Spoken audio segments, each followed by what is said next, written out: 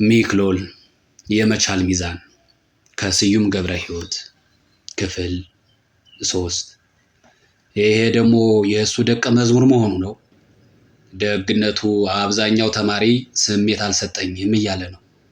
ለእኛ ግን ስሜት እየሰጠን ነው አደል ሻለቃ አስታጥቄ አለና ኮሎኔል ሻለቃ አስታጥቄን መልከት አደረገው። ከፊቱ ላይ የነበረችውን የምጸት ፈገግታ እያጣጣመ ሻለቃውን በአውንታ ራሱን ነቀነቀለት። ሻለቃ አስታጥቄ ከኮሎኔሉ ፊት ላይ እንዲህ አይነት ስሜት ለይቶ ማየት ሲችል ያስደስተዋል። የኮሎኔሉ ጥርስ በለጭ በሚልበት ወቅትም እንኳን የምጸትን አይነት ልዩ ስሜት ለማንበብ ይቅርና የፈገግታ ዘር ራሱ መኖሩን ለማወቅ በጨለማ ውስጥ ጥቁር ጭቃ ላይ የወደቀች ጥቁር ጠጠር ፈልጎ የማግኘት ያህል አስቸጋሪ መሆኑን ያውቃል። ትንግርት እኮ ነው። አሁን ደግሞ የጤና ባለሙያ እንደመሆንም ቃቶታል። ጉድ እኮ ነው። እስኪ አሁን ኤዲስን ደግሞ እዚህ ውስጥ ምን አመጣው? በል እስቲ ደግሞ ቀጥልልኝና የማሰብ አቅማችንን እየተጠቀምን የቀረውን ጉድ እንስማው አለ። ኮሎኔሉ አጎንብሶ ትንሽ ሲጫጭር ቆይቶ ቀና እንዳለ ብሩን በጣቶቹ መሃል አስገብቶ እያወዛወዘ ነበር። ይሄ ደግሞ የማንኛው ተጠርጣሪ ድምፅ ነው አለ እንደገና ቴፕ ሪከርደሩ መጫወት ከመጀመሩ።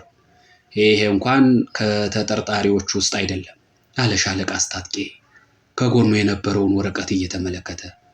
ይደመጥ የነበረው የአዲሱ ተናጋሪ ድምፅ ቀጥሏል። እንዴ ደግሞ አያፍርም? እስከ መቼ ነው ተረት ተረት የምናዳምጠው ብሎ ያሞግሰዋል እንዴ? ጉድ እኮ ነው። ታዲያ ከጣምህ ሌላ ቦታ ተጠራቀምና ስታዳምጠው ውለህ ደር እንጂ እዚህ እኮ ቀልድ አይደለም የያዝ ነው። ለምን እንደተሰበሰብን ረሳ ነው እንዴ? ይሄ እዚህ ላይ ልብ እያልን እንጂ ጎበዝ፣ የተነሳለትን ዓላማ ለቀን ባልቸገረን ነገር ላይ ጊዜያችንን እያባከን እኮ ነው። እንዴት ነው ነገሩ ጎበዝ? ትምህርታችንን ትተን እዚህ የምንውለው እኮ የግል ፍልስፍናን ለማዳመጥ አይደለም። አሁን ሀገራችንን ያጋጠማት ችግር እኮ በግል ፍልስፍና የሚፈታ አይደለም። ወያኔና ሻቢያ እኮ አንድነቷን እንዳንበጣ እየተቀራመጧት ነው። እንዴት ቢደላን ነው ትርጉም የለሽ የግል ፍልስፍና ስናዳምጥ የምንውለው? ጊዜ እኮ የለንም ጎበዝ። እስካሁን የምንለውን ያልን ይመስለኛል እንዳለ የድጋፍ መሆኑ የሚያስታውቅ ድብልቅልቅ ያለ ጭብጨባ አቋረጠው። ጭብጨባው ቀጠለ። ኮሎኔል አድነው ቴፕ ሪከርደሩ እንዲቆምለት ጠየቀ። እንደዚህ ከሆነማ ተማሪው ጥሩ ይዟል ማለት ነዋ። በል አሁን የሌላውን ተጠርጣሪ ያስቀጥልልኝ አለ። ኮሎኔሉ የልብ የሆነ ደስታ እንደተሰማው ለመረዳት አሁን ደግሞ ለሻለቃ አስታጥቄ በጣም ቀላል ነበር። የኮሎኔሉ ከንፈሮች እንኳን ጥርሱን ድዱንም እንደ ልብህ ብለው ለቀውታል። ይሄው ተናጋሪ ይቀጥላል፣ ገና የጨረሰ አይመስለኝም አለ ሻለቃ አስታጥቄ ጣቱን ከማጫወቻው ላይ እንዳሳረፈ። ይበቃል፣ ግድ የለም እንዲህ ያለ አዝማሚያ ያለ መሆኑ ካወቅ ይበቃል። ወደፊት አጠንጥነውና የሌሎችን ደግሞ እንስማ አለ ኮሎኔሉ ሲጋራ አውጥቶ እየለኮሰ። ሻለቃ አስታጥቄ የሚቀጥለው ተናጋሪ የሚጀምርበትን ቦታ ካስተካከለ በኋላ ይሄ ደግሞ ተማሪዎቹ ብዙ ጊዜ ጆሮ እያሉ የሚጠሩት አበጀ የሚባለው ልጅ ነው። እኛ ሶስተኛ ተጠርጣሪ አድርገን ያዝነው አለና ጣቱን ማጫወቻው ላይ አድርጎ ኮሎኔሉ የሚለውን ጠበቀ። ጆሮ ይብረር በለው። የዛሬ ጊዜ ተማሪ አድነው ጅል ነው፣ ጅል መስየዋለሁ። በእሱ አቅም እንዲህ በቀላሉ የሚታወቅ ሰው ሰላይ ሆንልኝ ብዬ መመድብ። በልም አሁን ቀጥልልኝ አለ ኮሎኔል አድነው ባልቻ በመመጻደቅ አይነት ፈነክነክ እያለና ወደኋላ ተለጥጦ ሲጋራውን እየማገ ወዲያውኑ ብሩን አንስቶ አነጣጠረ። ሶስተኛ ተጠርጣሪ የተባለው ተማሪ ድምፅ ቀጠለ። እኔ እንደሚገባኝ ከሆነ አሁንም የማያግባባን ነጥብ ያለ አይመስለኝም። ጆሮ ጆሮ ጆሮ የሚሉ ጩኸቶች ሊያቋርጡት ሞክረው የነበረ ቢሆንም ድምፁን ከፍ አድርጎ መናገሩን ሲቀጥል ግን እየከሰሙ መጡ። እስቲ የቱ ነው የማያግባባን ነጥብ? ወያኔም ሆነ ደርግ ሁለቱ የኢትዮጵያ ጠላቶች መሆናቸውን እንደው ሁላችንም ጥያቄ ውስጥ የማናስገባው ሀቅ ነው አይደለም እንዴ? አዎ ነው በሚል ጩኸት የታጀበ ድብልቅ ያለ ጭብጨባ ይሰማል። የተናጋሪው ድምፅ ሁካታው እስኪከስም ትንሽ ጠበቀና ቀጠለ። እና በዚህ እስከተስማማን ድረስ ከዚህ የጋራ አቋማችን በመነሳት እንቅስቃሴያችንን ውጤት በሚያስገኝ አካሄድ ለመምራት እንድንችል የስትራቴጂ ጥያቄን ማንሳት እኮ ተገቢ ነው። እና የቅድሙ ማነው ስሙ ወንድሜን አንዳንዶቻችን ዝም ብለን ወረድንበት እንጂ ይል የነበረው እኮ ከዚሁ የተለየ አይደለም። እያሰብን እያስተዋልን በምክንያትና በእውነት እየተመራን እንሄድ ማለት ታዲያ ምን ክፋት አለው? በእርግጥ ለብዙዎቻችን በቀላሉ ሊገባ በሚችል አቀራረብ ሐሳቡን በቀጥታ ለማስቀመጥ የተቸገረ ይመስላል። ይሄ ታዲያ ሰልጠን ያለ አቀራረብ አይደለም እንዴ? እንዲሁ እየተወራከብን እንቀጥል ካልተባለ በስተቀር።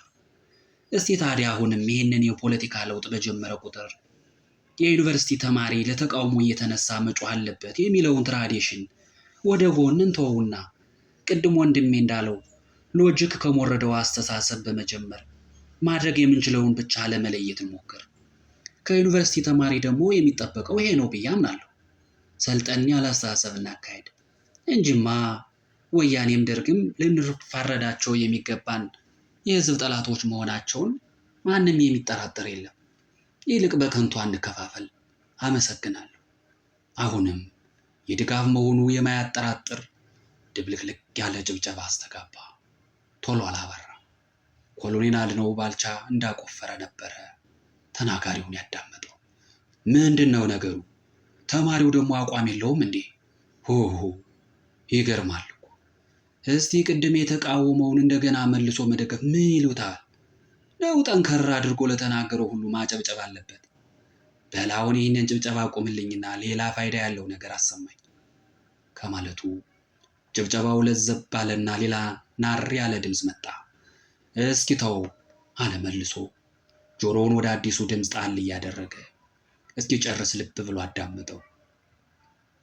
አንድ ጊዜ ከሁለቱም ጋራ ተፋልመን የትም መድረስ ስለማንችል እስኪ አሁን ከደርግ ጋር መፋጠጡ ለሌላ ጊዜ ቆይልንና መጀመሪያ ከህዝቡ ጋር በመቆም በአንድነታችን ላይ ያንዣበበውን አደጋ ለማስወገድ ቅድሚያ ሰጥተን እንንቀሳቀስ። ከዚህ የተሻለ ስትራቴጂ አይታየኝም። አዲስ ፍልስፍና አዳምጦ መከተሉ ለእንዲህ አይነቱ አጣዳፊ ችግር መፍትሄ መስጠት የሚያስችል ተጨባጭ ፋይዳ የለውም የሚል ነበረ የዚህኛው ተናጋሪ አጨራረሱ። እሱንም ሞቅ ያለ የድጋፍ ጭብጨባ ሸኘው። ኮሎኔል አድነው ባልቻ ቦርጩ ቁጭ ብድግ እያለ እስኪናጥ ሳቀ። ወይ ይሄ ጭብጨባ ዛሬ እያለ ቀጣዩን እንዲያሰማው ሻለቃ አስታጥቄን ምልክት ሰጠው። ጭብጨባው ቢያስቀውም ከጀርባ የነበረውን ስሜት ግን አልጠላውም። የሚቀጥለው ደግሞ ሁለተኛው ተጠርጣሪ ነው። በላቸው ነበር ስሙ። አዎ በላቸው ጣሰው አለና ሻለቃ አስታጥቄ ማጫወቻውን ጫን አለው። እዚህ ላይ ልብ እያልክ ጎበዝ እንዳትዘናጋ። እርግጥ ነው ይሄ ስትራቴጂ የተባለው ነገር ልብ እያልን ከያዝነው ሊጠቅመን ይችላል። ሁለት እግር አለኝ ተብሎ ሁለት ዛፍ ላይ አይወጣም ይላል ያገሬ ሰው። እርግጥ ነው መጀመሪያ የባሰበትን ጠላት ለይተን መፋለም አለብን። ይሄ የሚያስኬድ ስትራቴጂ መሆኑ አያጠራጥርም። የጠላት ወዳጅ ነው ይባላል እኮ ለነገሩማ። ግን እዚህ ላይ ልብ እያልን ጎበዝ፣ በስትራቴጂ ሰበብ በሚመጣ ማዘናጊያ እንዳንታለል ልብ እያልን። እንዳው በተለይ የአንዳንዱ አካሄድ አልዋጥል ብሎኛል። እዚህ ላይ ራሳቸውን እንደ እስስት እየቀያየሩ መስመር ሊያስቱን ውስጣችን የተሰገሰጉ ወያኔዎችና ጆሮዎች እንደ ፀጉር መብዛታቸውንም ልብ እያልን። ሞቅ ባለ የድጋፍ ጭብጨባና ፉጨት መሃል ድምፁ ለግማሽ ደቂቃ ያህል ይጠፋና እንደ አዲስ በስሜት ናር ብሎ ይጀምራል። አዎ ልብ እያልን። እስኪ አሁን የቅድሙን ንግግር ምን የሚሉት ነው? ሰማንህ። ዝብርቅርቅ ያለ ትርጉም የለሽ የእብድ ንግግር ብቻ። ይሄ ታዲያ ከምን የመጣ ይመስላችኋል ጎበዝ? ይቺማ መች ልታመልጠ። የዝንብ ጠንጋራ እንለያለን። እስኪ አሁን ኤዲስን እዚህ ላይ ምን አመጣው? ኤዲስ የሚጠፋው የህዝቡን የአመለካከት ለውጥ በማምጣት መሆኑ ታምኖበት ትምህርት እየተሰጠ ነው። ደግሞም ነፍስህን የማዳን የራስ ብቻ ጉዳይ ነው። በቃ እግዚአብሔር ለሰው ልጅ ክፋት መቅጫ በዓለሙ ላይ ያመጣው መድኃኒት የሌለው አይደለም። አሁን የኢትዮጵያ ህዝብ ችግር ከሰማይ የመጣ ለምድር አይከብደው። አሁን የኢትዮጵያ ህዝብ ችግር የእናት ጡት ነካሽ ወንበዴዎች የፈጠሩት ችግር ነው። እሱ ደግሞ መድኃኒት አለው። መድኃኒቱም እገሌ ተገሌ ሳይባል ሆ ብሎ መነሳት ብቻ ነው። አይደለም እንዴ ጎበዝ? ድብልቅልቅ ያለ ጭብጨባ ይሰማና ተናጋሪው ይቀጥላል። አዎ እሱ ነው መድኃኒቱ እንጂ የግል ፍልስፍና አይደለም የኢትዮጵያ ሕዝብ ችግር። ደግሞ ይሄ ሕዝብን መናቅ ነው እንጂ የግል ፍልስፍና የሌለው ሰው የለም። ደግሞ እንዲህ አይነቱ ፍልስፍና አይደለም ሰው ይኑረው የሚባለው። እሱ ከማጃጃልና ከማነሁለል አልፎ ተርፎ ሲፈይድ አይተናናቅም። እንዴት ነው ጎበዝ? ልብ እያልን እንጂ ዛሬ ገበሬው እንኳን ሳይቀር ከመሃይምነት በተላቀቀበት ወቅት እስቲ ምን ይሉታል የዩኒቨርሲቲን ተማሪ የማሰብ አቅምህን አልተጠቀምህም ብሎ ነገር። የማሰብ አቅሙ ከሌላው በልጦ ቢገኝማ ነው ይህ ሁሉ እዚህ የተሰበሰበው። ስድብ እኮ ነው ይሄ ጎበዝ። ምን ይደረግ፣ አንተም አፍህን ከፍተህ ታዳምጠዋለህ። እና ጎበዝ ልብ እያል እኛ አሁን ፍላጎታችን የሀገራችንን አንድነት ካሰፈሰፈው ወንበዴ ማስጣል ነው። ፍላጎታችን የይስሙላ ሳይሆን የእውነት የሆነ ዲሞክራሲያዊ መንግስት ያላት ሀገር መፍጠር ነው። እና ወደዚሁ ዓላማችን በቀጥታና በአስቸኳይ ሊወስደን የሚችለውን አማራጭ ነው ስትራቴጂ ብለን መከተል ያለብን። ለዚህም ታዲያ እንዲህ አይነቱን ዝባዝንኬ ለማዳመጥ እድል ሳንሰጥ ዲሞክራሲያዊ በሆነ መንገድ እየተመካከርን በአስቸኳይ እንደንሆ ብለን መነሳት አለብን። እና ጎበዝ ልብ እያል በጣም እየተዘናጋን ነው። ይቅርታ አድርጉልኝና በተለይ እኒህ አባት ጦሮች አወቅን በሰልን እያሉ የሚሉት ነገር ሁሉ አልጥም ብሎኛል። ተንግዲህ ባንፈቅድላቸው ይሻላል ነው ምለው። ጎበዝ ልብ እያልክ እንጂ ወያኔዎችና ጆሮዎች የቀበሮ ባህታዊ ሆነው ሳናቃቸው እየፈተኑን እኮ ነው። እነዚህም አባት ጦሮች አዎ እነሱም ቀላል አይደሉም። አዘናጉን፣ ግራ አጋቡን። ደግሞም ዋናው ጥያቄ ወንድነት ነው። ፈሪ ነፍስ መቼም ቢሆን ጉድጓዷ ብዙ ነው። እና ጎበዝ አሁን የባለ 3000 ዓመት ክብር፣ ዝና፣ ነፃነት፣ ኩራት ባለቤት ለሆነች ሀገር አንድነት መከበር፣ አዎ እንዲሁም ለዲሞክራሲያዊ አስተዳደር እውን መሆን ያለህ ስትራቴጂን በለው አማራጭ ሆ ብለህ መነሳት ብቻ ነው። ሌላ ሁሉ ማዘናጊያ ነው። ይሄ አይቻልም፣ በፍጹም አይቻልም። የተናጋሪው ድምፅ እንዳቆመ ሞቅ ያለ ጭብጨባ ቀጠለ። አባት ጦር የሚላቸው እንደኔ እድሜያቸው ገፋ ያደረገውን ተማሪዎችን ነው አይደል? አለ ኮሎኔል አድነው ባልቻ። ሻለቃ አስታጥቄ የቴፑን ማስቆሚያ ጫና አለና ተቀበለው። አዎ በስራ ዓለም ቆይተው ዩኒቨርሲቲ የገቡትን ነው። አምናና ካቻምናም እንዲሁ ነበሩ፣ አይግባቡም። አባት ጦር የሚባሉት ልጆቹን እስኪ አትቸኩሉ፣ ረጋ ብለን እናስብ ስለሚሉና እንደፈለጉም ስብሰባ ስለማይወጡላቸው ማለት እንደጀመረ ኮሎኔል አቋረጠው። ኧረ እባክህ በቃህ ዴ ለቀባሪው አረዱት አሉ። ይልቅ አሁን እንቀጥልና ካለ በኋላ ኮስተር ብሎ አዎ ይሄ በላቸው የሚባለው ተጠርጣሪ ዛሬም እሱ ነበር ስብሰባውን የመራው አለ። አዎ ጓድ ኮሎኔል፣ በየመሃሉ ስብሰባውን ሲመራ ይናገር የነበረው ስላልተቀረጸ ነው እንጂ እሱ ነው። ማን ነበር ስሙ ያኛው መጀመሪያ ስብሰባውን ይመራ የነበረው? አንደኛ ተጠርጣሪ ብለን ይዘነው የነበረው? አዎ ሳሙኤል። መድረኩን ተነጥቆ ቀረ ማለት ነው አለ ኮሎኔል አድነው ባልቻ ከያዘው ወረቀት ላይ አይኑን ጣል እንዳደረገ። አዎ እንደዛ ይመስላል ጓድ ኮሎኔል። አሁን ድምፁ ብዙም አይሰማ ካለ በኋላ ሻለቃ አስታጥቄ ማጫወቻውን ጫን አለው። ጀምሮ የነበረው ጭብጨባ ቦርጨቅ ጨቅ እያለ ሲያልቅ ይሰማል።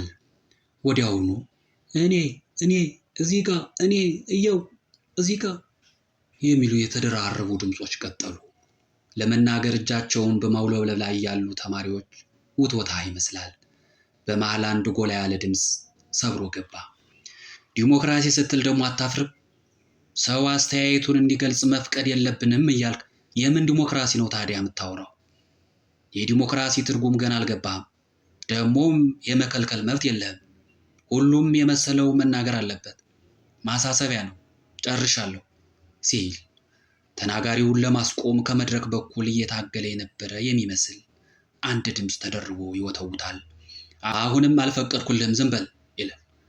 አዎ እውነቱን ነው። ቀዌ በቅቶናል፣ ይናገር ተወው። ቀዌ አንፈልግም፣ ተወው ይናገር የሚሉ ድምፆች ደከም ብሎ በሩቅ መሰማት የጀመረን ሌላ ተናጋሪ ድምፅ አጅቦ ተከተሉ። ይናገር የሚሉት ድምፆች እያየሉ መጡ። ቀስ በቀስ ሁካታው እየከሰመ ሲሄድ የተናጋሪው ድምፅ እየጎላ መጣ። አሁንም ይሄ ጉግሳ ቅቤ ነው። ሆሆ ዛሬ ያለቀቀንም ብለኛ አለ ኮሎኔል አድነው ባልቻ። ድምፁ ቀጠለ። ስማ እንደ ንብ ሆ ብሎ መውጣት እያልክ እንደ መዝሙር የምትደግመውን እንደ ሰው ሆኖ መኖር በሚለው ቀይረው። ያኔ ከራስ ሰውነት ላይ ያጣኸውን ፋይዳ ከንዋ ንብነት አትመኘው። ንብ እኮ ንብ ሆና እንደተፈጠረች ንብ ሆና ነው የምትኖረው። ዝንብ ሆና ከተገኘች ተጠራቅማ ያራችሁ የተጠራቀመ የዝንብ ሐር እንጂ ማር ሆኖ አይቆረጥም። መጀመሪያ እያንዳንዷ ንብ ሆና የማር ጠብታ ጠብ ሊላት ይገባል። እና አሁንም ያይቻልም መዝሙርህ ጭራሽ እየደመቀ መምጣቱን ልብ ማለት አለብህ። ይገርማል እኮ ሰው እንዴት በሽንፈቱ ብስራት ይዘፍናል። ምን ነው እውነት እንዲህ አስፈራ? መንገዱ ሩቅ መስሎ ስለታየህ ድንቁርና እንደ ጅላ አፍቃሪ እየተገማሸረ ከደጅግ ሳይጠፋ እጅ ስለሚነሳህ ስንፍናው ለስጋ ስለሚመቸው ምን ነው የግል ፍልስፍና ደዌ ሆኖ ታየ? ያዝ እንግዲህ ለምን እንደሆነ ልንገርህ። አብዛኛህ ነፍስህን ያስቋጠርካት የግል ፍልስፍና ስለሌለማ ነው። ሳይመረጥ ሳይበጠር እንደመጣ እድሜህን ሙሉ ሲታጎርብህ የቆየው የአመለካከት ድሪቶ በስሜት በትር በነካኩት ቁጥር ቤንዚን እንዳረፈበት እሳት ቦግ የሚለው እድሜ ልክህን እያካለበ ባለመሆኑ ቁልቁለት ይዞ የሚወርደው አፍንጫዋ አጠገብ የተገደገደለትን የህይወት ጣራ ጨምድዷት የቀረው። ያዝ እንግዲህ ልንገርህ፣ የግል ፍልስፍና ማለት እኮ በህይወት ላይ የመጮህ የማፍጠጥ የመቃዠት ወይም አቅጣጫ ቢስ ሆነው ሲደናበሩ የመኖር ነፃነት አይደለም። የግል ፍልስፍና ስለ ህይወት ትርጉም ፍለጋ መጠየቅ ያለብህን መሰረታዊ ጥያቄዎች እያነሳ በመመለስ ለነፍስ ምቾት የሚሰጥ መርህ እየጎዘጎዝ የምትሄድበት መንገድ ነው። እውነተኛውን ምቾት የሚሰጠው ደግሞ እውነት ብቻ ነው። ቢገባ ኑሮ የህይወት ፍልስፍና መድህን ነው። የመንገድ ዳር ቅርጫት ከመሆን ያስጥልሃል። አላፊ አግዳሚው የፍርሃቱን፣ የጭንቀቱን፣ የክፋቱን፣ የውሸቱን ቅርሻት የጠራረገበትን ቆሻሻ እየጣለብህ የድንቁርና ልክፍት ነፍስህን እንዳይበክላት ይከላከልልሃል። የግል ፍልስፍና ህይወትህን ከእውነት በተመዘዘ የመርህ አውራጅና ማገር ዙሪያዋን አጥሮ ይጠብቃታል። ይሄው ነው እውነቱ። ካልበቃም ልጨምርልህ። አዎ የግል ፍልስፍና ብለህ የፈራው ይሄ አካሄድ ሃይማኖት ወይም ፖለቲካ አይነት ነገር እንዳይመስልህ። ከአንድ የእውነት ባህር ብቻ ነው የሚቀዳው። የማሰብ ስንፈትን አይደለም የሚጠይቀው፣ የማሰብ አቅምን መጠቀም መቻል ነው መግቢያው። እና እኔም መናገር አለብኝ፣ አንተም በእርግጥም መዘናጋት አለብህ። ራስህ እኮ ጠፍቶሃል። ከራስህ ጋር እርቀ ነፍስ ለማድረግ ጊዜ ያስፈልግሃልና በእርግጥም መዘናጋት አለብህ። ታዲያ የህይወት አመለካከትህን ከድንቁርና ግትልትል ነፃ ሳታወጣ ራስህን መከላከል ሳትችል ከኤዲስ ሆነ ከጦርነት ሀገርን የመከላከሉ አቅም ከየት የሚገዛ ነገር መሰለ? ወይ የህዝብ አመለካከት ለውጥ ማምጣት እንዲህ ቀልድ ይሁን? ራስን ነፃ ሳያወጡ የአመለካከት ለውጥ እኮ የራስ ላይ ባርኔጣ አይደለም። እና እዚህ ላይ ትንሽ ቆም ብለህ የማሰብ አቅምን ብትጠቀም ኑሮ ሊታይህ የሚችል እውነት ነበር። አንድ ብቻ እውነት። አዎ ያዝ ልንገርህ፣ በሰው ልጅ ሰበብ ከተከሰተ ማንኛውም ችግር ጀርባ ወደድክም ጠላህም የእውነት መከዳት አለ። ከዛ ጀርባ ደግሞ ድንቁርና። እሱ ብቻ ነው የመከራው ሁሉ መነሻ። እስቲ ለምሳሌ የጦርነትን ሚስጥር ልብ ብለህ ልትየው ሞክረህ ታውቃለህ? ምናልባት በለው በለው ማለቱ ሰልችቶ አንድ ቀን እንኳን ልትመረምረው ከፈለግ እስቲ ስማኝ ያዝ ልንገርህ። አዎ ጦርነት እንደ ሰርግ የፍቅር ፕሮጀክት አይደለም ብልህ ቅር የሚልህ አለህ? አይመስለኝም። በቀላሉ ሊገባ የሚችል ተራ አባባል ነው። ከየጦርነቱ ጀርባ የማይገባቸውን ነገር ከሚገባው ላይ ለመንጠቅ የወሰኑ አእምሮዎች አሉ። ጋኑን አጥበው የጠነሰሱት። ሁልጊዜም የማንኛውም ክፉ ነገር መጠንሰሻ የማይገባቸውን ነገር ለመንጠቅ ከሚባዝኑ ደንቆሮ ሰዎች አእምሮ ብቻ ነው። የመንጠቂያውን መንገድ ወይ ጉልበት ወይ ደግሞ ማታለል ነው። እና ታዲያ አሁን አንተ የትኛውን ማድረግ የያዝክ ይመስልሃል? እስቲ ላፍታታህል እንኳን ለውስጠ ነፍስ ታማኝ ሆንና እውነቱን መልስልኝ። እስኪ ከአሁኗ ደቂቃ ጀምረህ አሁን በያዝኩት መንገድ ከቀጠሉ ለምቾቴ ነጣቂዎች እያገዙ ነው ብለህ አስብና የማሰብ አቅሜን በአግባቡ ብጠቀም የሚገባኝን ምቾት ለማስጠበቅ የሚያስችለኝ የተሻለ አማራጭ ላገኝ እችላለሁ እያልህ ለራስህ ጮክ ብለህ ንገረው። እስቲ እሺ በለኝና አሁን የያዝከውን ጨዋታ እንዲህ እያል ከሚጀምርበት ቦታ እንደገና ጀምረው፣ ከውስጠ ነፍስህ ከእውነት። ሻለቃ አስታጥቄ ቴፕ ሪከርደሩን አስቆመና ኮሎኔሉን ቀና ብሎ አየው። ይሄው ነው አበቃ አለና ኮሎኔል አድነው ባልቻ በረዥሙ ተንፍሶ ሲጋራውን ለኮሰ። አዎ እንግዲህ ስለ ዛሬው ስብሰባ መርጠን ያጠናቀርነው እያለቀ ይመስለኛል። ግን አዎ ብሎ ሻለቃ አስታጥቄ ቅር ያለው ነገር እንዳለ ማስታወሻውን ገልበጥ አደረገ። ኮሎኔሉ መናገር ጀምሮ ነበር። እንግዲህ ይሄው ከሆነ የአንተን ባላቅም እኔ ትርጉም የሚሰጡ ነጥቦችን ያዝኩ ይመስለኛል። ምናልባት ትንሽ የማሰብ አቅማችንን መጠቀም ይጠይቀናል እንጂ ስቲክን በአስቸኳይ ለይተን ለማስወገድ የሚያስቸግር ነገር ያለ አይመስለኝም። አዎ አሁን ከማለቱ ሻለቃ አስታጥቄ አቋረጠው።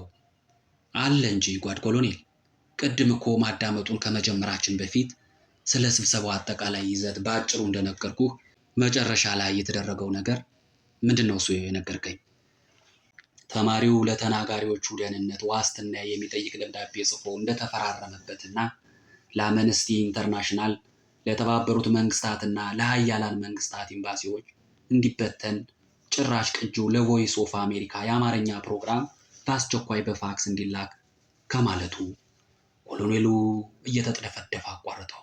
አዎ አዎ አዎ እሱንማ ልብ ብየዋለሁ። ታዲያ እሱ ቅጂው አልተያዘም እንዴ? አዎ ጓድ ኮሎኔል። ለምን አለና ኮሎኔሉ ፍጥጥ ብሎ ተመለከተው። ሻለቃ አስታጥቄ መልስ ሊሰጥ ሲዘጋጅ እጁን አወዛውዞ አስቁሞት ንግግሩን ቀጠለ። ግድ የለም አሁን እሱን ተው። ቅድም ስትነግረኝ ማስታወሻ ስላልያዝኩ ነው። ስለ ዝርዝሩ ማወቅ ስላለብኝ ጉዳይ ብቻ ፈጠን ብለህ ንገረኝ አለና ግንባሩን ቋጠር አድርጎ ተመለከተው። ሻለቃ አስታጥቄ አስፈላጊ ናቸው ያላቸውን ነጥቦች አጠር አድርጎ ነገረው። የዓለም አቀፍ ሰብአዊ መብት ድንጋጌዎችን በመጠቃቀስ አራቱንም ተጠርጣሪዎች ጨምሮ የ15 ተማሪዎችን ስም ዝርዝር በማስፈር በተደጋጋሚ ስብሰባ ላይ በመናገራቸው ምክንያት ምንም አይነት እስራት፣ አፈናና ግድያ እንደማያደርግባቸው የኢትዮጵያ መንግስት ዋስትና ይስጥ። ከነዚህ ተማሪዎች ውስጥ አንዱ በማንኛውም ሁኔታ ቢሰወር መንግስት ኃላፊነቱን እንዲወስድ ይደረግልን ዘንድ እንጠይቃለን የሚል አስቀድሞ የተዘጋጀ ደብዳቤ ስብሰባው ሲበተን ቀርቦ ብዙ ተማሪዎች እንደፈረሙበት አስረዳው። ሻለቃ አስታጥቄ ያደረበት ስሜት ከፊቱ ላይ እንዳይታይ የታገለ ይመስላል።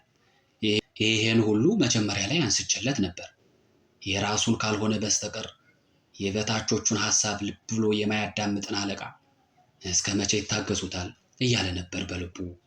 እና አሁንም የደብዳቤው ምንጭ ወይም ቢያንስ መጨረሻ ላይ ለማሰራጨት ኃላፊነት የወሰደው ሰው እንኳን ገና አልተደረሰበትም ነው የምትለኝ? አዎ ጓድ ኮሎኔል፣ ከተበተነ በኋላ ነው በጥቂት ልጆች ብቻ እንዲፈረም የተደረገው። የአጋጣሚ ሆኖ የእኛም ልጆች ኢንፎርሜሽኑን የደረሱበት በኋላ ላይ ነው።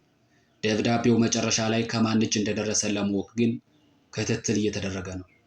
አንብበውት ከነበሩት ተማሪዎች የያዘውን መልእክት ለማረጋገጥ ግን ችለዋል። ደግሞ ለመንግስትም ግልባጭ ስለተደረገ ቅጂው አሁኑኑ ይደርሰናል የሚል እምነት አለኝ። ካልሆነም ችግር የለውም፣ ከፖስታ ቤቶችም ቢሆን አድኖ መያዝ ይቻላል አለ ሻለቃ አስታጥቄ የኮሎኔሉን መቅበጥበጥ በስጋት እየተከታተለ ነበር። እሺ ጥሩ ነው። በዚህም አቅጣጫ ንቁ ክትትል እንዲደረግ። ይሄ ራሱ ለስቲክ ሽፋን የሚሰጥ የወያኔ ቡድን መኖሩን ይነግረናል። ይህ ማለት ደግሞ ስቲክ ላይኖር ይችላል የሚለውን የጥርጣሬ ጭላንጭል ጨክኜ እንድደፍነው ያደርገኛል። ከአደገኝነቱ አሳሳቢነት ተነስተን ቅድም እንዳልከው በፈለግነው ፍጥነት እንዳናስወግደው በእርግጥም ደብዳቤው ትንሽ ማነቆ ሊሆንብን ይችላል። ይሁን እንጂ ይህንን ፔቲሽን ፈርተን መውሰድ ያለብንን እርምጃ ከመውሰድ ወደኋላ አንልም። ለእሱ ግድ የለም፣ ብዙ ዘዴ ሞልቷል። ገና ለገና በሰብአዊ መብት ረገጣ እንወነጀላለን ብለን የህዝብና የሀገር ደህንነት ላይ የተጠመደ ፈንጅ አፍንጫችን ላይ ሲፈነዳ ዝም ብለን አናዩ። ደሞስ ኢምፔሪያሊስቶች የመንግስታችንን ስም ከማጥፋት መቼ ቦዝነው ያውቁና። አሁን አጣዳፊው ነገር ስቲክ ማን ነው የሚለውን ጥያቄ መመለስ ነው ካለ በኋላ ኮሎኔል አድነው ባልቻ ሲጋራውን እየተጠደፈደፈ ሽምጥጥ አደረገው። ቁራጩንም መተርኮሻው ላይ ድፍጥጥ እያደረገ ሻለቃ አስታጥቄን ፍጥጥ ብሎ ተመለከተው። ትዕዛዝ መሆኑ በሚያስታውቅ ቅላጼ ንግግሩን ቀጠለ። አሁን ጊዜ የለንም ሻለቃ አስታጥቄ። አሁን ስለ መረጃው አተረጓጎምና ቀጣዩ አካሄዳችን ከሚመለከታቸው አለቆች ጋር ልነጋገርበትና ቢቻል ዛሬ ማታ ካልሆነ ደግሞ ነገ ጠዋት መውሰድ ያለብን እርምጃ አሳውቃለሁ። አንተም እስከዛው ከፈለግ ንግግሮቹን እንደገና ተመላልሰህ አዳምጠህ ስለ ስቲክማን መሆን የራስን ግምት ለመቋጨት ሞክር። በቅድሚያ ግን ከአሁኑ ጀምረህ ልታስብበት የሚገባ አንድ ትልቅ ስራ አለ። ለማንኛውም ከአሁኑ መዘጋጀት ያለብን ነገር ነው። ጊዜ የለንም። በጣም ድብቅ፣ ቀልጣፋ፣ አጭርና አስተማማኝ በሆነ መንገድ ስቲክን ሲጥ ማድረግ የሚችል ኦፕሬሽን ነድፈህ መጠባበቅ አለብን። እዚህ ላይ ያለ የሌለ የማሰብ አቅማችንን መጠቀም አለብን። ዛሬ ከዛ ቀባጣሪ ለእኛም ስራ የሚረዳን ይህንን ቁም ነገር አግኝቻለሁ። የማሰብ አቅምን መጠቀም በማለት የሚፈልጋቸውን ዘገባዎች ሁሉ በአስቸኳይ አሟልቶ እንዲያቀርብለት ጭምር በማዘዝ ሻለቃ አስታጥቄን አሰናበተው። የዛሬው ትረካ በዚያ በቃ። ቀጣዩ በቀጣይ ይቀርባል። አመሰግናለሁ።